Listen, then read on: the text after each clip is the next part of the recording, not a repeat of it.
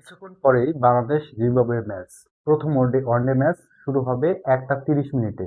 বাংলাদেশের সম্ভাব্য একাদশটা কেমন হতে পারে এটা নিয়ে অনেকেই ভাবছেন, কল্পনা করছেন। এই একাদশে অনেকগুলো তারকা রয়েছেন, যেখানে অনেকগুলো নাম রয়েছে। সেই নামগুলোর ভিতরে 11 জন ক্রিকেটার বেছে নেওয়া খুবই কষ্টকর। তারপরেও আমি আমার মতো করে শেষ সম্ভাব্য একাদশ কেমন হতে পারে বাংলাদেশের, সেটা আলোচনা করব। এর আগে 2 টেস্টের যে ফলাফল ছিল, একটা টেস্ট খেলেছে, ম্যাচ খেলেছে জিম্বাবুয়ের বিপক্ষে। সেখানে বাংলাদেশ আড়াই দিনের মাথায় ম্যাচটা হেরে যায় এবং ইনিংস ব্যবধান এবং 89 রান, মানে 85 রানের ব্যবধানে হেরে যায় বাংলাদেশ।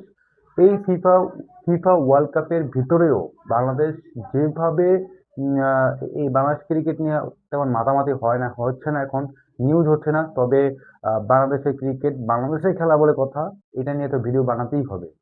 তো আমি যেই সম্ভাব্য একাদশটা করেছি সেটা হচ্ছে তানজিদ হাসান তামিমের সাথে ওপেন করবেন হচ্ছে সৌম্য সরকার।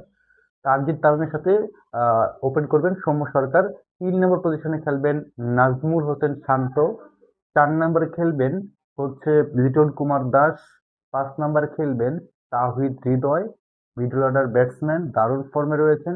নাম্বার 6-এ খেলবেন মোসাদ্দেক হোসেন সৈকত। গত ম্যাচে দারুণ একজন অলরাউন্ডিং পারফরমেন্সে মুগ্ধ করেছিলেন, তিনি থাকছেন এবারও নাম্বার 6-এ। নাম্বার 7-এ খেলবেন মেহেদী হাসান মিরাজ, দলীয় ক্যাপ্টেন, তিনি খেলবেন নাম্বার 7-এ। নাম্বার 8-এ খেলবেন মোহাম্মদ রিশাদ হোসেন, তিনি খেলবেন 9 নম্বরে খেলবেন তাসকিন আহমেদ, নাহিদ রানা এবং মুস্তাফিজুর রহমান। 2 ওপেনার তানজিদ তামিম, সৌম্য সরকার। 3 নম্বর 4 নম্বর হচ্ছে লিটন দাস এবং নাজমুল হোসেন শান্ত। 5 নম্বরে খেলবেন তাওহিদ হৃদয়, যথারীতি 6 নম্বর হচ্ছে মোসাদ্দেক হোসেন সৈকত। 7 নম্বরে খেলবেন মেহেদী হাসান মিরাজ, দলীয় অধিনায়ক। 8 নম্বরে রিশাদ, 9 নম্বরে তাসকিন, 10 নম্বরে নাহিদ রানা এবং 11 নম্বরে মুস্তাফিজুর রহমান।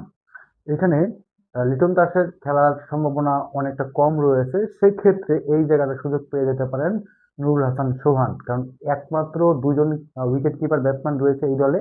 সেখানে নুরুল হাসান সোহান তিনি কিন্তু এখানে জায়গা দখল করতে পারেন বলে আমার কাছে মনে হয়। সেক্ষেত্রে হয়তোবা ব্যাটিং অর্ডারটা পরিবর্তন হতে পারে। বাংলাদেশের আজকের যে ম্যাচটা রয়েছে, এরপরে আহ, পরবর্তীতে ম্যাচটা 3 ম্যাচ সিরিজের প্রথমটি আজকে অনুষ্ঠিত হবে। সেই ম্যাচের আহ, পুরো আপডেট পেতে আমাদের ফেসবুক পেজ এবং ইউটিউবে সঙ্গী থাকবেন। সবাইকে ধন্যবাদ এবং আপনার প্রেডিকশনটা দিতে পারেন, আপনার একাদশটা কমেন্ট লিখতে পারেন। ধন্যবাদ সবাইকে।